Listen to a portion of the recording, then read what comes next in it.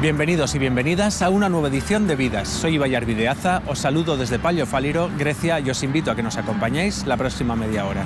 Veamos cómo los pueblos latinoamericanos enaltecen y conservan sus tradiciones y costumbres culturales. El cuento victoriano de un inventor enloquecido que crea un monstruo que más tarde se vuelve contra él se presenta en el formato de teatro-ópera y cuenta con la adaptación de la libretista catalana Julia Canosa y Serra y con la composición musical de Mark Gray. Y siento que la película de 1931 con Boris Karloff como La criatura creó una imagen muy fuerte en nuestra cultura y estereotipo de lo que es la criatura. Y la forma en que trataron la novela en esa película es muy diferente. Estamos mirando más a la psicología del trabajo y por qué la criatura finalmente mata debido a su instinto animal de sobrevivir. El Teatro Real de la Moneda en la capital de Bélgica es el espacio donde se presenta el cuento de ficción Frankenstein, escrito por Mary Shelley en 1818. Yo diría que todo en el Frankenstein de Mary Shelley sigue siendo muy relevante, de hecho, ya sabes, porque hoy estamos hablando de una nueva especie de no humanos, sino de humanoides, quizás cyborgs, y de cómo la criatura se van a criar. La cuestión de la identidad, ¿se les concederán derechos y dignidad y pagarían impuestos? Ya sabes, todas esas preguntas son relevantes porque ya están en el libro. La propuesta presenta matices modernos, entre ellos el perfil del personaje femenino, Elizabeth, que en la actual pieza destaca la compasión de su personaje por la alienación del monstruo, en comparación con la obsesiva necesidad de su marido de revolucionar la ciencia a toda costa. Elizabeth como mujer es al final la única que intenta ponerse en contacto con la criatura. Ella no grita, trata de entenderla. Eso no la ayuda mucho. Ella muere. Creo que en esta perspectiva femenina contra lo masculino, voy a hacer esto. Debo revolucionar la ciencia. Es muy fuerte y es una buena representación. Es bueno por la conmemoración del Día de la Mujer. Este espectáculo musical también expone nuevos temas para las audiencias modernas, figurando los avances y desarrollos con respecto a la inteligencia artificial y cómo la creación de estas máquinas humanoides afectan o benefician en la sociedad.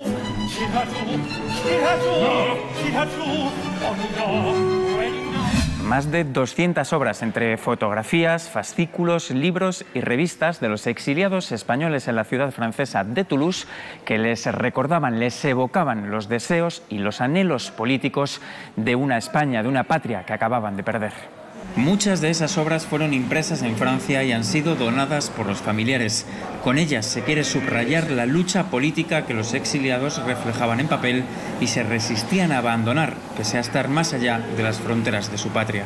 Lo que nosotros llamamos las imprentas, que en realidad son los libros, la lectura y la cultura, mantuvieron esa especie de parte de la patria que no podían quitarles y además como germen de una nueva patria que debieron construir en el exilio. Además de la intención política, en estas obras también se pretendía perpetuar el estilo de vida republicano. Publicaciones con intención moralizante, didáctica, dedicadas a valores, digamos, que se consideraban de la República, como la igualdad, el hombre y la mujer, como la atención a la ciencia. Entre estas páginas figuran autores anónimos, pero también de renombre, discursos políticos, pero también textos literarios y clásicos. Hay una serie de ediciones literarias de figuras y de escritores vinculados un poco también a la cultura española de la República, como podían ser Machado, como podía ser Lorca, sin olvidar a los clásicos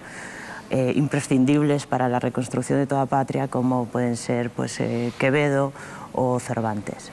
Republicanos, anarquistas, socialistas y comunistas representaban el enorme abanico de los 450.000 españoles que se exiliaron en Francia tras la Guerra Civil. Huían del nuevo régimen franquista. Entre las obras de la exposición destaca esta fotografía de un guerrillero español durante la liberación del nazismo de la ciudad francesa de Toulouse en el año 1944, en un momento en el que los exiliados republicanos españoles esperaban también la liberación inminente del fascismo de su país, de su patria perdida, de España. Una liberación que, sin embargo, tardaría 31 años más en producirse. Edu Marín y Adriana Cardoso, Telesur, Madrid. El vals peruano, la polca, la marinera o el negroide son solo algunas de las expresiones de la música y canción criolla, un género que nació a inicios de los años 1900. Es un legado de un mestizaje, por un lado hispano, por un lado afro, por otro lado también del mismo indígena. O sea, es una mezcla digamos, de tres culturas que se dieron acá en el Perú, sobre todo en la parte de la costa del Perú, desde Tumbes hasta Tacna, y lógicamente teniendo a Lima como centro, ¿no? Se trataba de un género musical restringido a los barrios populares, en algunos casos incluso prohibido en las familias aristocráticas. Transmite inclusive hasta las costumbres. Con un vals, tú puedes ver bajo la pluma del compositor lo que esa persona ha sentido al componer un vals. Entonces parte de la historia nuestra. Uno de los instrumentos que destaca en la canción criolla es el cajón, elemento propio del Perú, pero basado en instrumentos de percusión traídos del África. La gente morena tocaba mucho cajón. Pero en las radios no se permitía que solamente se tocara el cajón para el tondero o para la marinera limeña o para el festejo, para más no para el vals criollo, ¿no? Eso era un pecado en ese momento, no se permitía. Para eso había el piano. El piano reemplazaba, no permitía que el cajón ni nada por el estilo, ¿no? Pero se impuso el cajón. Se impuso el cajón después de 1950. Los tiempos han cambiado. Hoy la música criolla está presente en todas las celebraciones peruanas y ha trascendido fuera de sus fronteras. Es una cosa bastante sana, bastante reconfortante. Al menos yo me siento reconfortado por la música criolla. La edad que tengo, bueno, 80 años que todavía aún me sigo conservando y pienso hacer unos años más la música. A 2 años que Perú celebre el bicentenario de su independencia, la música criolla se perfila como uno de los elementos culturales más valiosos para ser incorporados en las actividades de conmemoración de esta efeméride. Jaime Herrera, Telesur, Lima.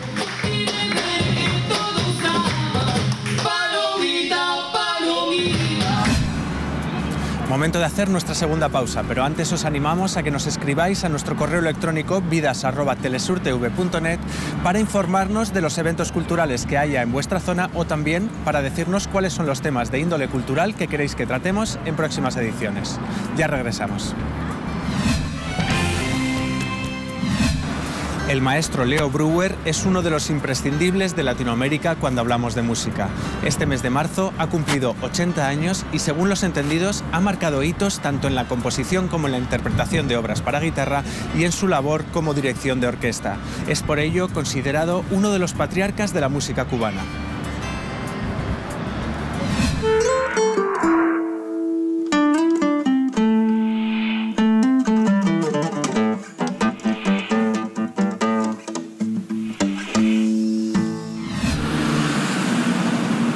Es una noche de homenaje y el Teatro Martí es el escenario.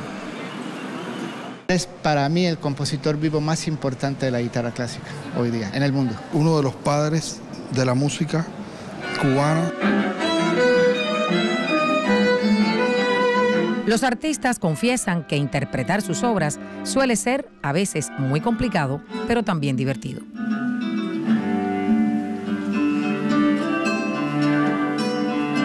Él es un hombre con muchísima cultura, con muchísima información, con un talento. Para mí es un genio. Además de ser un ícono para la guitarra clásica, pues es una de las leyendas vivas, ¿no?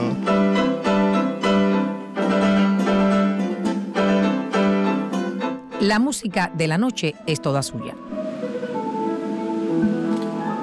Es la gloria de nuestra generación. Y yo creo que es un cubano esencial para la comprensión de Cuba. En los intermedios, todos corren a admirarlo. Leo Brouwer cumple 80 años, pero apenas está comenzando. Me siento como un principiante porque tengo todavía muchas cosas que componer. Me siento muy cómodo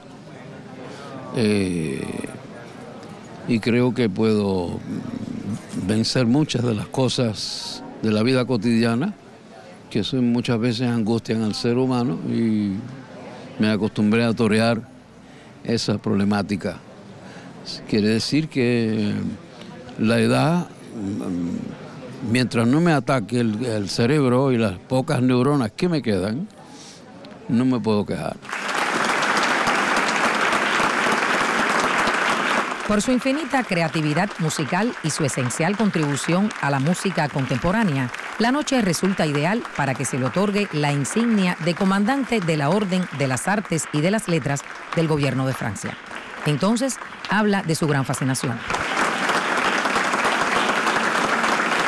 La guitarra fue un vehículo extraordinario, fue el instrumento que va pegado al cuerpo, es un instrumento muy sensorial y cuyo sonido delicado me fascinó desde siempre.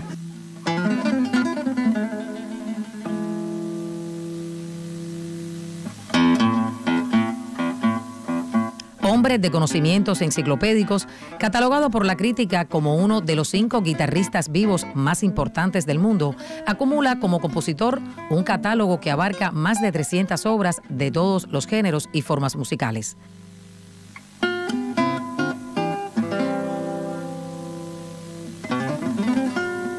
Ha dirigido más de 120 orquestas sinfónicas y de cámara en todo el mundo. Creado cerca de 90 bandas sonoras para cine, es investigador, pedagogo y promotor musical. Ha dejado a la posteridad una obra que bebe lo mismo de los Beatles que del barroco.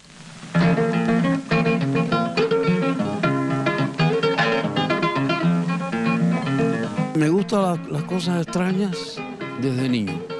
Parece ser que cuando yo tenía 5 años metía la oreja en la caja de resonancia del piano que tenía mi tía.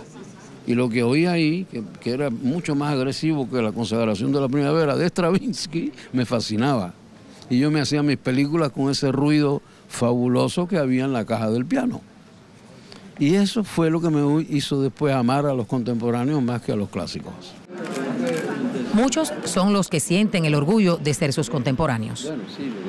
Todo lo que él hace, ya sea tocar con la guitarra, ya sea componer, o sea dirigir algún espectáculo, todo eso lo hace con un talento y con una gana de dejar su huella, que yo tengo la certeza que lamentablemente en este mundo no encontramos con tanta facilidad.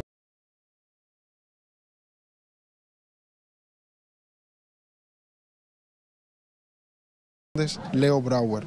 Y acuérdense que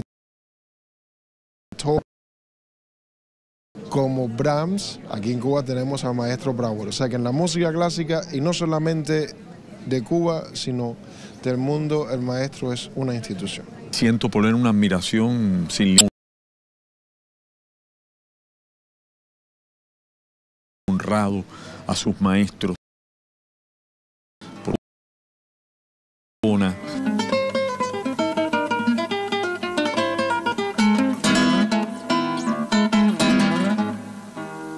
haberlo escuchado, como lo escuché tantas veces, magistralmente, con su guitarra, donde era capaz de extraer sonidos y sonoridades y armonías infinitas. Yo pienso que me parece increíble, 80 años, sí, es verdad, 80, pero...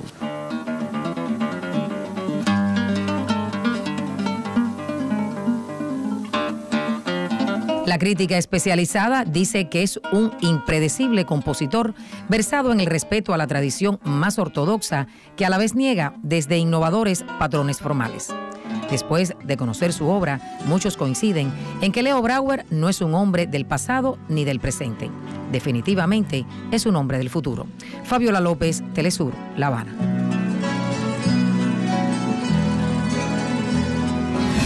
Momento de hacer nuestra segunda pausa. Ya regresamos con más de Vidas.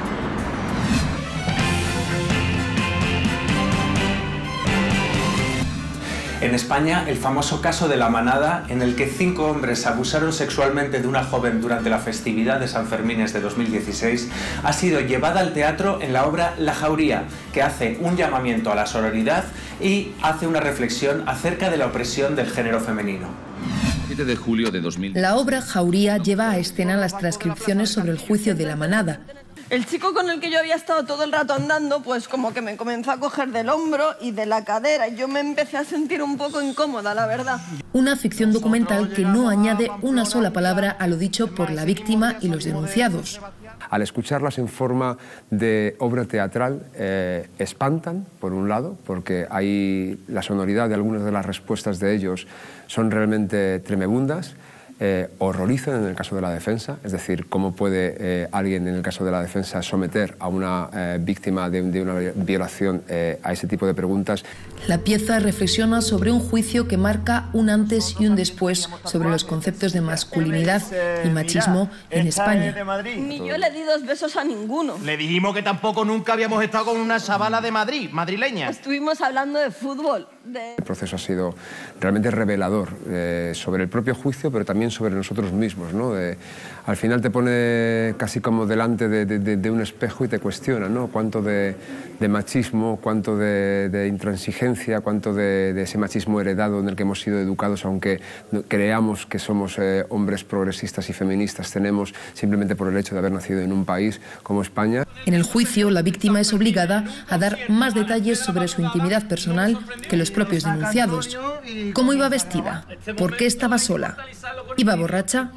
Me senté en el banco a esperar porque yo también estaba cansada después de estar todo el día subiendo y bajando. Ella se sentó, nos presentamos y... En ningún momento me dijo su nombre. Empezamos a hablar de música, de la fiesta en general. Jo, menuda fiesta hay aquí montada en San Fermines. Y le dije, sí, la verdad que sí, que hay aquí una fiesta bastante grande.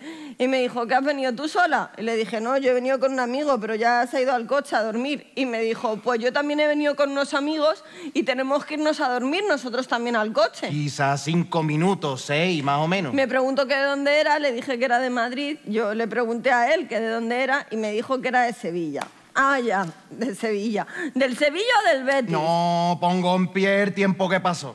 Los padecemos y sometemos al resto de mujeres a los mismos prejuicios a los que estamos sometidas.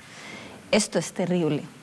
Y esto es lo que, para mí, ese es el mayor hallazgo, el mayor tesoro al que yo he podido acceder en el proceso de investigación de Jauría. La obra ha generado, incluso antes de su estreno, distintas polémicas, desde quien les acusa de intentar monetizar un drama hasta quien les critica por aleccionar en el feminismo. Yo le dije que ella me encantaba, que la veía muy guapa. Y Ángel, una de las veces, Ángel estaba, seguro. Y le dije que quién le gustaba más, si Ángel o yo.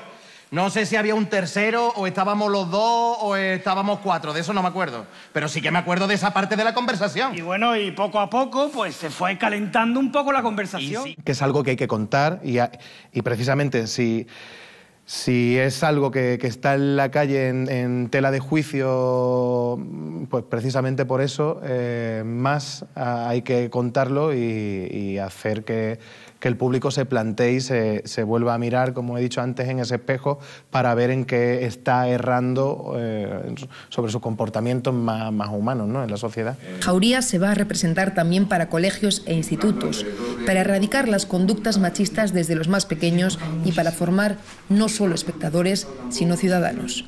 Adriana Cardoso y Edu Marín, desde Madrid, para Telesur.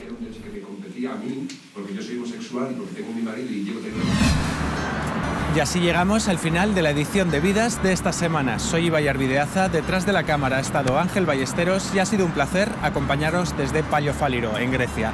Antes de irnos, os recordamos que nuestras redes sociales son @vidastelesur y nuestro correo electrónico vidas@telesurtv.net.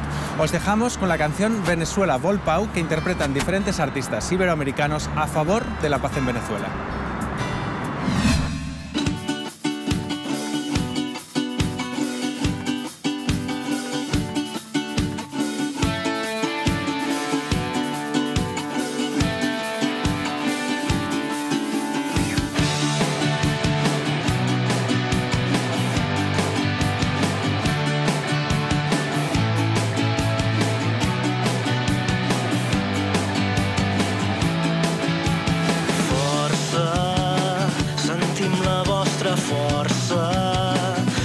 impregnada en un poble que vol créixer en la pau.